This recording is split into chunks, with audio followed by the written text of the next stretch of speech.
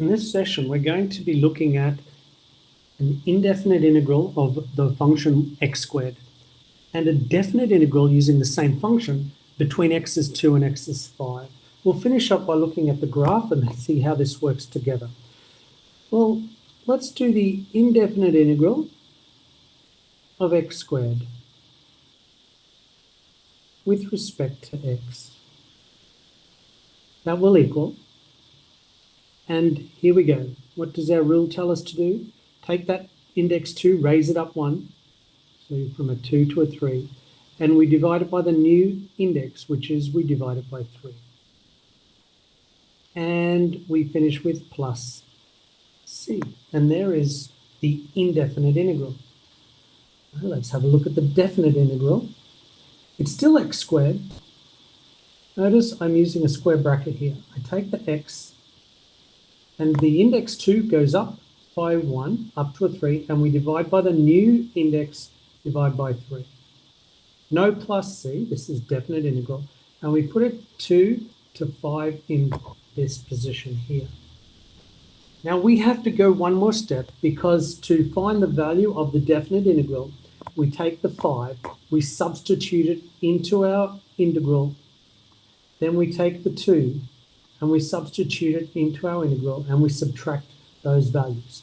So let's take the 5, and it's 5 cubed over 3. And then you take the 2, where there's an x, and it's 2 cubed over 3. All right, so 125 over 3.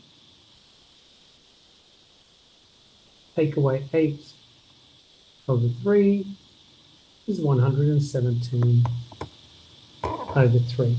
So it's just shy of 93. If you want to go 3 into 11 goes 3. 3 3s are 9, 10, 11, remainder 2. 3, ooh, perfect. 3 9s are 27. Well, how's that? It's precisely equal to 39. All right, so this is the value of the definite integral. So the definite integral is equal to 39. Notice it's a number, it's a value. And over here, the indefinite integral is simply a function with a plus c on it. Well, let's use this. I'm going to give you the graph of y equals x squared and show you how 39 is used. We also use the definite integral to find the area under the function between x is 2 and x is 5.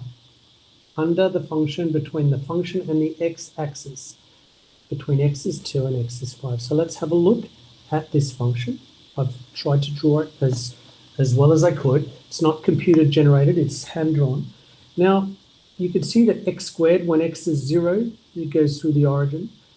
When x is 1, 1 squared is 1, 2 squared is 4, 3 squared is 9, 4 squared is 16, 5 squared is 25, and 6 squared is 36, and the graph goes through there.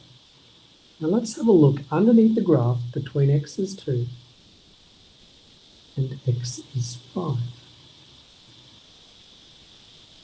Now you see, if I fix that up a bit, we want to know what is the exact area underneath that function between x is 2 and x is 5. And that is the region we're talking about. Now, if you were to just get a straight line, you see it's very close. It's going to be a little bit less than a parabola. So if I join that with a, not a circle, if I join that with a straight line, you see it's a trapezium, and the trapezium will be approximately, this is a value of 5, this is a value of 25, this is the height 3, and the area of the trapezium, if you remember, half a plus b, the parallel sides, times h, half 5 plus 25 times the width between them, the difference is 3. So we've got 1.5 times 30.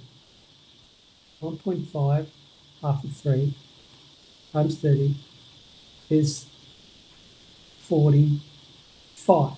Now, you see it's actually less than 45 because there's this space in here that we don't want. We want the area under the pink graph. And we find this by going that the area will be the integral, the definite integral from x is 2 to x is 5 of our function with respect to x. And we got 39. So the area is 39 square units. And that is how you find area under a function. I want to make a note down here, and please note the function is not crossing the x-axis between 2 and x is 2 and x is 5. It's important that the function is above the x-axis the whole time, and we got a value of 39, which means the area above the x-axis is in fact 39 square units. We'll look at a situation a little bit later where the function does actually cross over the curve. Now, what I want to do is finish up by saying, what if you were asked for the area underneath that function between -5 and -2? Well, you see, if you were to find the area underneath the function from -5